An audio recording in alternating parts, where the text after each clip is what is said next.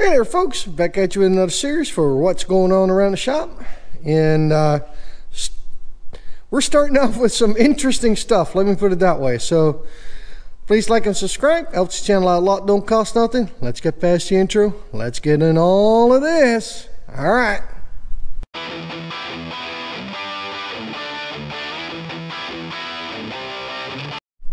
Well, first off, let's start with this gem right here. It's a Troy built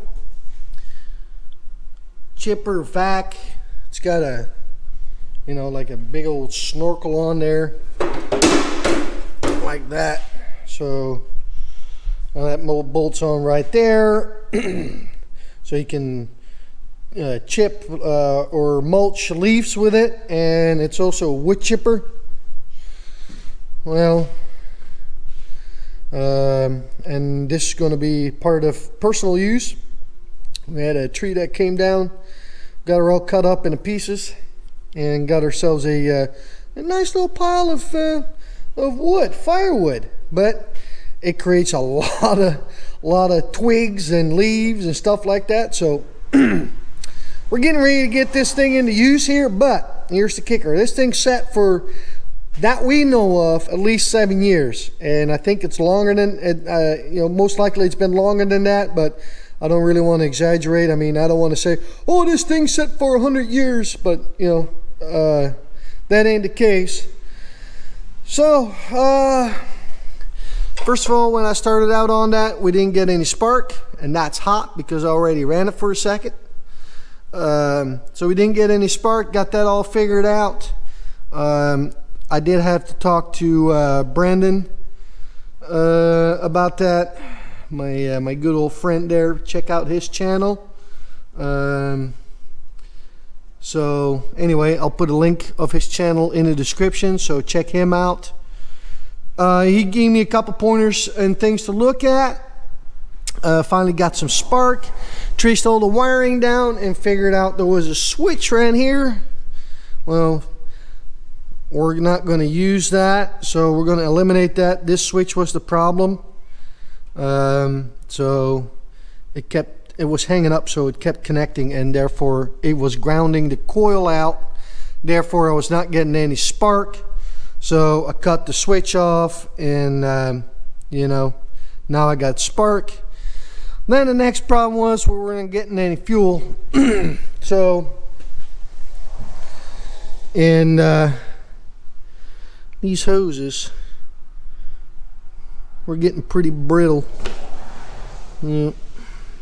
And we're getting pretty old, so I just rigged something up.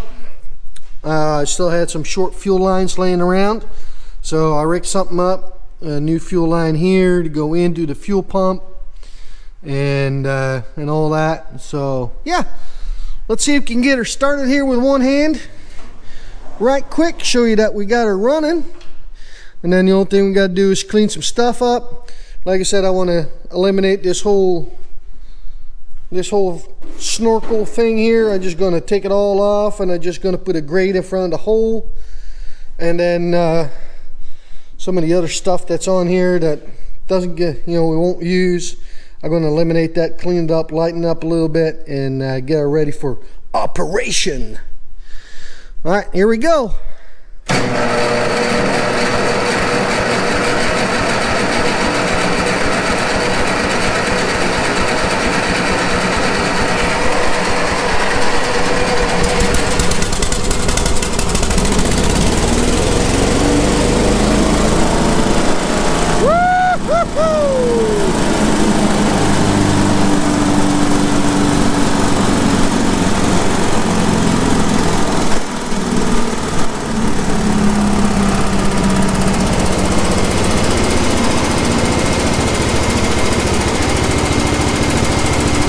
He's running now, boys!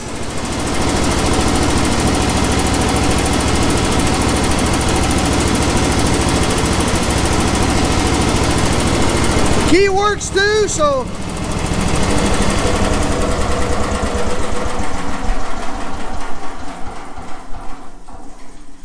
there you have it. So we got this thing figured out. So I'm going to put some stuff back together. And like I said, we're going to get this thing operational. Now I need a new line, so I'm gonna make this all up to size so it's going to fit all correct. I just had these pieces laying around, so I just made it work just to make sure that everything was going to be honky-dory, and we got her. Next on the list is this here grain wagon, and I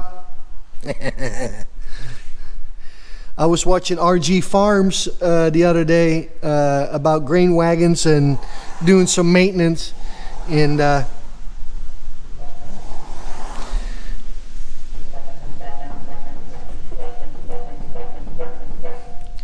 I don't think this thing has ever seen any maintenance, and not when it comes to the wheel bearings. Y'all seen this?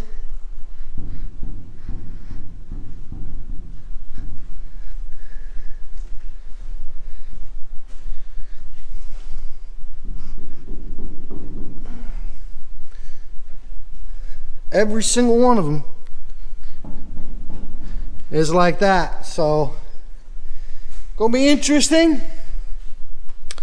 We'll see if we need to put all new wheel bearings in or not. Most likely, most likely we have to. So that's gonna be that's gonna be that, new wheel bearings. We're going to take it all apart. We're going to clean it all out. We're going to put all new bearings in there, fresh grease, all those things. And then this here, the little wagon, should be good to go. So yeah, other than that, this ain't too bad of a little grain wagon. It's not a monster, but it was even a tight fit to get it in the shop. But it's amazing what you can do if you take some air out of the tires, then all of a sudden, it fits. So yeah, so we're going to get this thing fixed up, and then we can ship it. So hey, well, we got a bolt there, I just now see, but where's that bolt? It almost looks like it's never been there.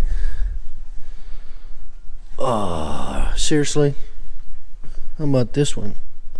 Yep, no bolts here too. Oh my goodness. You can actually tell that's been shifting. See that? The way the wood is has been shaved there.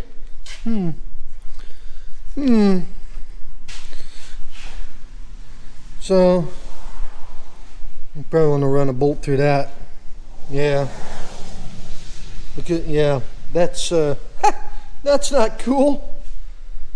Anywho, so I'm gonna fix this here puppy up, and so it's gonna be ready for harvest season. So all right, let's get on to the next one. Got these two sides done, and I added that to it. Grease nipple. Show you what I found.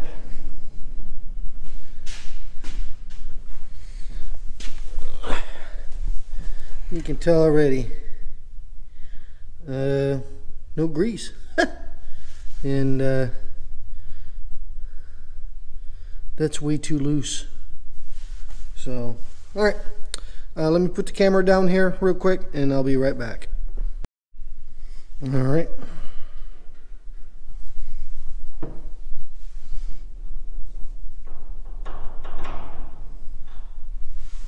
Oh, you can see what I found. Lots of grease there, huh? Give me a second here.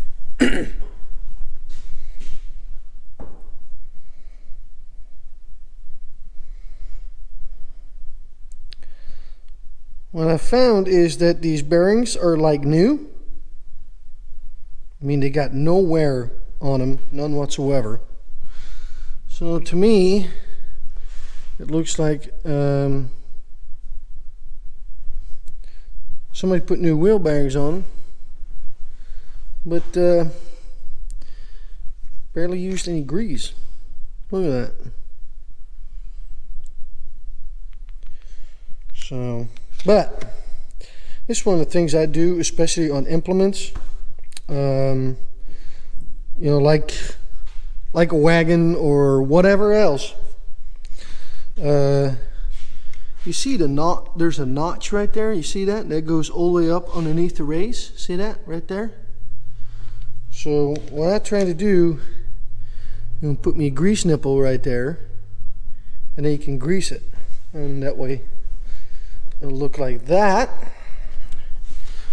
right here. And then you can actually maintain your bearings, your wheel bearings. You know, if you run, let's say, this wagon every day during harvest, just put 1 or 2 pumps of grease in there. My basic rule, especially when it comes to farm equipment and wheel bearings like this, is very simple. In order to keep the dirt out, you need to put grease in it. So, and I have never seen a wheel bearing going out because of too much grease. So, so that's what I do. I got I got the stuff for it right here. We'll drill a hole, and then we'll tap some threads in there, put the grease nipple on there. So, and yeah, I'll get that done real quick, and I'll show you how it looks like, and then we'll put the hub back on there. We'll grease it, you know, we'll fill it full of grease, and I'll show you how it looks like. It's pretty impressive the way this works. So I've been doing this for as long as I can remember, especially when, you know, somebody or yourself, you get a newer piece of equipment, doesn't have it. It's one of the first things I do. And then on bigger wheel bearings, for example, see, this is just a push-on hubcap. I wouldn't do that. I put the grease nipple on the hub. But if you got like a bigger wheel bearing where the hubcap is bolted on with like 4 bolts or 6 bolts or whatever, I just put the grease nipple on right here, because it'll be just fine. But with these, you know, you got to be careful, because in the end of the day, they can fall off and you can lose it, and then you kind of defeat the purpose. So yeah. So on the bolt-ons, I just put the grease nipple on the end cap. With hubs like these, I put them on the hub. So, all right, I'll get that set up real quick and get that done, and I'll be right back. Well, with this particular hub and wheel, I got to put the wheel on there first, and then I can install the grease fitting. So I got it all put back together. This is not set yet. So well, now we're gonna pump some grease in there so you can get you guys set up for it.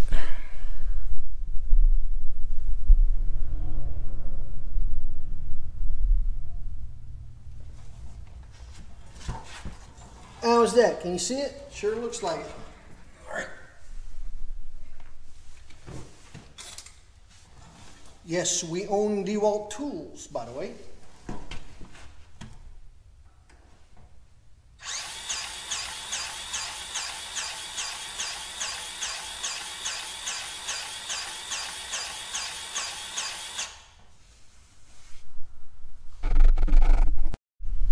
Well, that took a little longer than I expected, so I just turned the camera off. But here we go. See the grease popping through? Look at that, everywhere, equally. So you know that hub is nice and full now. And then that bearing, because out of wheel bearings, especially on you know, out of wheel bearings, it's the outer one, this one here, that is more likely to go out than the inner one. So because it's the smaller bearing out of the two, the big one that's on the inside can handle a little bit bigger load than the outer one. So these are the ones that always go out first, 9 out of 10 times. And like I said, and now look at that. There's so much grease in there now. It's all, you know, it's almost like packing a bearing. So only then within the hub, and you maintain it that way. So what I'll do now is I'll turn around a couple times, put a little more grease in it, and then I set the wheel, you know, the hub or the bolt there, or the nut there, the axle nut. I'll set that, and then I'll put everything back together. So, but this way there's grease everywhere for the time being and for the rest of its life. And by doing this, I have very little to zero issues with wheel bearings on implements, so especially on trailer types. So yeah, I used to do this with tankers, with spreaders, all kinds of stuff. So, and basically I never really had any issues with wheel bearings because, you know, there's always grease there. You keep the water out, you keep the dirt out, and that is the #1 destroyer of wheel bearings. So yeah, just a quick little tip to show you, you know, how to get a little more life out of your, you know, your wheel bearings and stuff like that, especially when it comes to farm equipment. This is what I always done. It has worked very well for me for a long time. So okay. All right, I'm going to get this one finished up, and then we're going to go on to the next project. So hang in there, folks. All right, well, I got this 2011 Jeep Liberty. It's got the 3.7 in it. Already knew it had a blown head gasket, because I mean, you would start this vehicle up for we're running for what, maybe 2-3 minutes, and there would be a lot of pressure in the cooling system. It was puffing out a lot of smoke out of the tailgate, a lot of white smoke. So, and here you have it, folks. Yep, that's coolant. Look how clean that cylinder wall is compared to the ones in the back there. So we can tell that the gasket itself is not looking all too good. Let's see what we got on the back side of it. Come on, just give it up. There we go.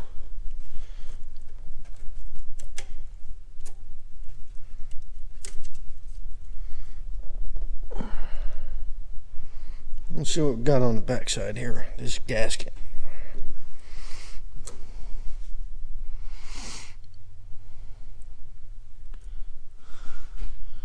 Well, you can tell there's definitely some washing going on. So,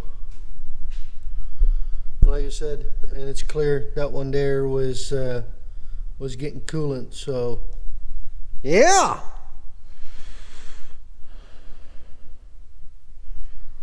Got some schmoo in there. You see that? Yummy, yummy.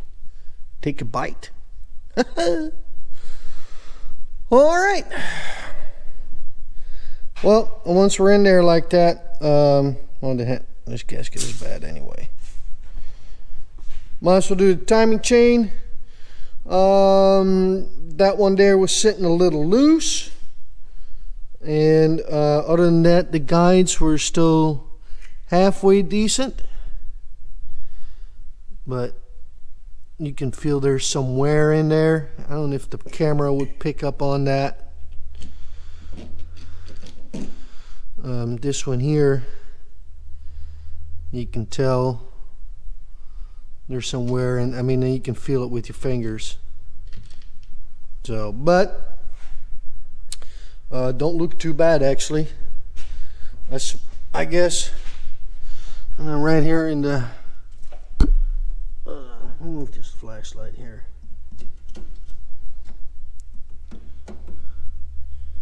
Right there. Oh, come on. And then right there. This feels smooth. You mean you can see the discoloration. I don't know if that's originally or not, but I don't know. We're just going to change the timing chain, the guides. We're going to change all that. We're going to do the head gasket. You know, we're in here already, so might as well just get her done, right? So, new exhaust manifold gasket, and this one was actually a breeze on the manifold bolts. None of them broke, and they actually came right out. So that was that was the first. Worked on plenty Chevys and Fords, yeah, especially on the older ones, you're liable to break one. So it's nice for a change not to, but yeah. All right, so we got this one done. Now I'm going to jump over to the other side and get that done, and then yeah, go from there. All right, guys, I'll pick back up when we got her all apart, and then we'll go from there. All right, now a quick little update. We got both cylinder heads off.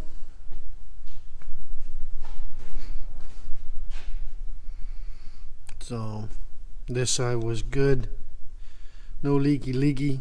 So yeah. Now got to clean up everything, so I'm going to order some parts, get this all cleaned up, and then in the next couple days or so, when the parts show up, we'll get her put back together. So here's the table with all the goodies on it, the heads. So yeah, fun. But yeah, here we go. So get to ordering the parts, and then we get to cleaning, and then we'll get her put back together. So all right, I'll be back. Well, got this thing all done up. 2011 Jeep, head gaskets and timing chain. She purrs like a kitten. She's running like a champ, and shout out to Quick Wrench for some extra info on torquing the head bolts down. Thank you, sir. Appreciate the help. So yeah, this one is done, so on to the next one. Well, 2002 Toyota Sequoia. This is our beater with a heater, so I'm getting this one ready for the winter. Done brakes all the way around.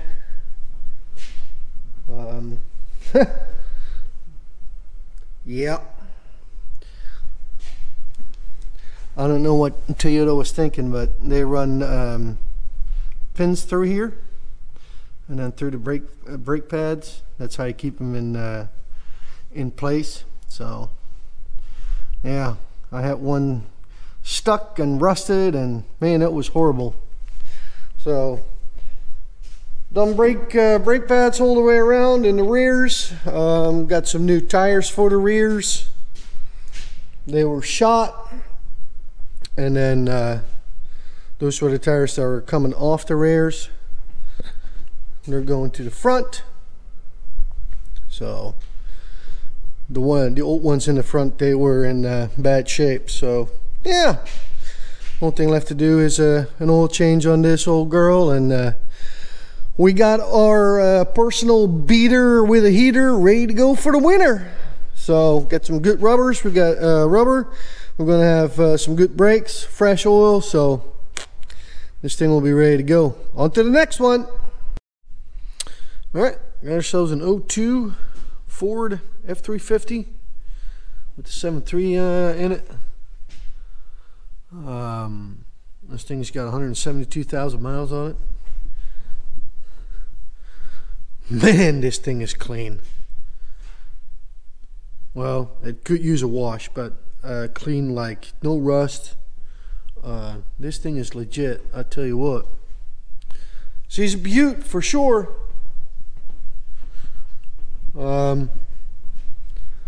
This guy is a farmer. You know, no big huge farmer, but he's a farmer, and so he had some brake trouble. Replaced the brakes, trying to bleed the brakes, and for whatever reason his pedals stay soft, so that's why he's here. So yeah,